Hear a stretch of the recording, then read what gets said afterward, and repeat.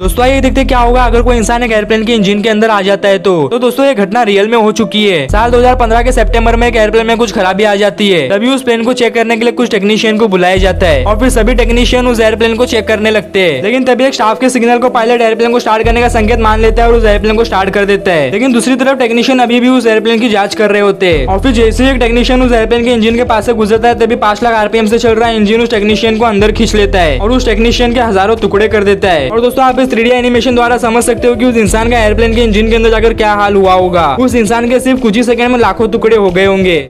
3 ऐसी घटनाएं जो आपको चौंका देगी। नंबर 1, साल 2019 में फ्लोरिडा की एक जगह पर रोड के बीच में अचानक से गड्ढा बन जाता है जो पहले देखने पर तो नॉर्मल दिख रहा था, मगर जब इसे गौर से देखा गया तो सबके होश उड़ गए क्योंकि इस होल के नीचे एक काफी लंबी टनल बनी हुई थी जो जमीन के नीचे से होते हुए सीधी एक बैंक तक जा रही थी। यार भले ही ये रॉबरी सक्सेस तो नहीं हुई, मगर जिस भी चोर ने इस प्लान को बनाया था भाई सैल्यूट है उसको। नंबर 2, साल 1980 में इंग्लैंड में एक बच्चों का शो होने वाला था, मगर शो स्टार्ट होने के कुछ टाइम बाद ही सारे बच्चे अचानक से बुरी तरह बेहोश और बीमार होने लगे। और उस घटना के बाद यहाँ पर काफी सारी रिसर्च की गई जिसमें पाया कि ऐसा हाल ही में वहाँ पर खेतों में डाले गए हार्मफुल फर्टिलाइजर की वजह से हुआ था। नंबर 3, क्या होगा अगर आप कहीं पर जा रहे हो और बिना किसी रीजन के एक मिलिट्री हेलीकॉप्टर आपके पीछे पड़ जाए। दरअसल ऐसा ही कुछ हुआ था इस लड़के के साथ जिसके पीछे पूरे 40 मिनट तक एक ब्लैक हेलीकॉप्टर पड़ गया था। और ऐसा उस टाइम बहुत लोगों के साथ हुआ था कि एक ब्लैक हेलीकॉप्टर विदाउट रीजन लोगों को परेशान करता है। एंड इतना सब होने के बावजूद भी लोगों को अभी भी नहीं पता कि ये हेलीकॉप्टर किसका था और वो ऐसा क्यों कर रहा था। हर पक्षी के लिए सबसे महत्वपूर्ण चीज है उसकी चोंच। अगर किसी पक्षी की चोंच ही ना रहे तो वो शिकार कैसे करेगा? नतीजा उसे भूखा ही मरना होगा। लेकिन इस धरती में ईगल ही एक ऐसा पक्षी है जो अपने चोंच को खुद ही तोड़ देता है। लेकिन ये ऐसा क्यों करता है जबकि इसकी चोंच टूट जाने से इसकी मौत भी हो सकती है। एक ईगल की जीवन काल अमूमन 70 साल तक होता है, लेकिन जब ये 30 से 40 की हो जाती है तब इसके पंख भारी हो जाता है, चोंच कमजोर पड़ने लगता है और क्लोज की शार्पनेस कम हो जाती है, जिससे ये ना ही ढंग से उड़ पाता है और ना ही शिकार कर पाता है। तब उसके सामने 2 ही ऑप्शन होता है, एक या तो ऐसे ही कमजोर पड़े रहे और मरने का इंतजार करे, दूसरा सभी पुरानी चीजों को तोड़ दे ताकि नया उगाए। और ईगल दूसरे रास्ते को चुनता है। तब ये किसी पत्थर से चोंच को मार मार कर और नाखून को रगड़ रगड़ कर तोड़ देता है। फिर 5 से 6 महीने के बाद जब इसकी नई चोंच उगाती है तब ये अपने चोंच से सारे पुराने पंख को उखाड़ देता है। फिर 2 से 3 महीने के बाद जब नए पंख उगाते हैं तब ये फिर से आसमानों में राज करने लगते हैं। इस प्रोसेस में इसे 7 से 8 महीनों की भयंकर दर्द और कई परेशानियों को झेलना पड़ता है, लेकिन ये हार नहीं मानता। बाकी ईगल की इस कहानी से आपको क्या सीखने को मिला? दोस्तों, मच्छर एक ऐसा कीड़ा है जो हर साल लगभग 10 लाख लोगों की जान ले लेता है, जो इंसानों की जान लेने वाले जानवरों की लिस्ट में सबसे टॉप में आता है। ऐसे में अगर हम इन सारी मच्छरों को मार दे तो क्या इससे मानव जाति बेहतर हो पाएगी? आखिर कोई भी प्रजाति से पीछा छुड़ाने से पहले हमें इस बात का ध्यान रखना चाहिए, क्या इससे पर्यावरण में कोई प्रभाव पड़ेगा? सबसे पहले आपको बता दूं, मच्छरों की कई हजार प्रजातियां हैं, पर इनमें से सिर्फ 6% ही हमसे खून चूसकर हम में बीमारियां फैलाते हैं और हमारी जान ले लेते हैं। ये सिर्फ इंसानों को ही नहीं है बल्कि जानवरों को भी नुकसान पहुँचाते हैं। ऐसे में अगर हम इन सभी मच्छरों को मार दे तो कई मिलियन लोग ना तो बीमार पड़ेंगे और ना ही मारे जाएंगे। आप गर्मियों में मच्छरों के काटे जाने के डर के बिना ही बाहर रहने का आनंद उठा पाएंगे और साथ ही जानवर भी सुरक्षित रह पाएंगे। लेकिन क्या इससे फूड चेन में कोई इफेक्ट नहीं होगा? निश्चित रूप से कई सारे जानवर इसे अपने डाइट के तौर पे कंज्यूम करते हैं, लेकिन ये किसी भी जानवर का इकलौता फूड सोर्स नहीं है, इसलिए इससे फूड चेन में भी कोई इफेक्ट नहीं पड़ेगा। अब इन सारी बातों को ध्यान में रखते हुए मेरा मानना है अगर हम इन्हें मार दे तो हमें इससे नुकसान कम और फायदा ज्यादा होगा। लेकिन इस बारे में आपका क्या ख्याल?